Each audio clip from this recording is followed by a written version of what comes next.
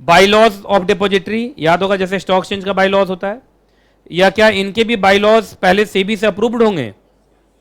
फिर वही बात, क्या सेबी के पास पावर है कि खुद चाहे तो अमेंड कर दे, रिवोक कर दे आपके बाईलॉज को? बोलो। अच्छा, जनरली लोग बाईलॉज में लिखते क्या, पहले बताइए आप। जो सिक्योरिटी इलेक्ट्रॉनिक शेयर्स में बदलेगा, देखो एंट्री इनटू सिक्योरिटी या एंट्री इनटू डिपॉजिटरी का मतलब होता है वो सिक्योरिटी अब किस में कन्वर्ट होने जा रहा है? इलेक्ट्रॉनिक्स। तो किसको हम होने देंगे, किसको हम होने नहीं देंगे? अब ये किसी ऐरे गैरे सिक्योरिटीज को इलेक्ट्रॉनिक में कन्वर्ट नहीं करता है, कुछ एलिजिबल सिक्योरिटीज हैं सिर्फ वही कन्वर्ट होते हैं किस में? इलेक्ट्रॉनिक मोड में। आइए, सिक्योरिटीज की डीलिंग, इलेक्ट्रॉनिक शेयर्स की डीलिंग कैसे होगी ये लिखा रहेगा। कोई पार्टिसिपेंट बनना चाहता है तो उसका एलिजिबिलिटी क्राइटेरिया क्या है, ये सारी चीजें इनकी कहां लिखी रहेंगी? बाईलॉज में। डीमेटलाइजेशन का क्या प्रोसेस होगा?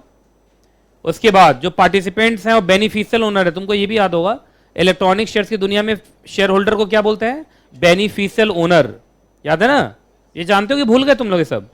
इलेक्ट्रॉनिक शेयर्स की दुनिया में share holder is treated like beneficial owner, तो उनके इंटरेस्ट की रक्षा करना।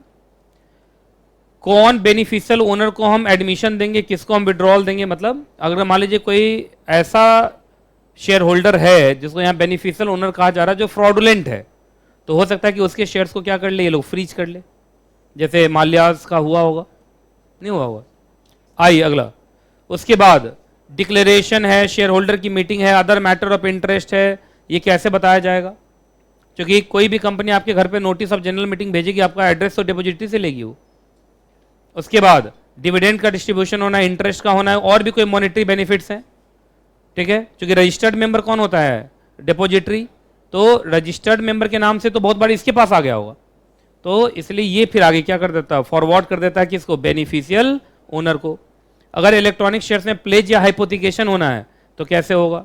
और जो कंट्रोल स्टैंडर्ड्स हैं जैसे ऑडिटिंग, रिव्यूइंग, मॉनिटरिंग, इन सब के बारे में बातें लिखी रहेंगी कहाँ? इनके बाईलॉज में। बाईलॉज तो इंटरनल रेगुलेशन होता है ना, so as to run the depository, so as to run the depository.